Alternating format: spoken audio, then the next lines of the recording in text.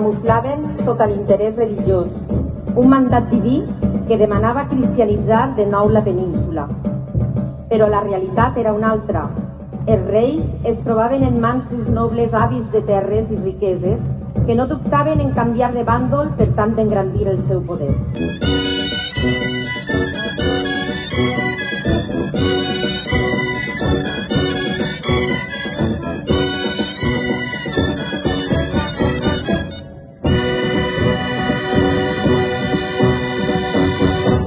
Eixa nit, les esglésies no tancaren les portes i molts van passar-la resant i demanant-li a Déu un hereu per al regne d'Aragó.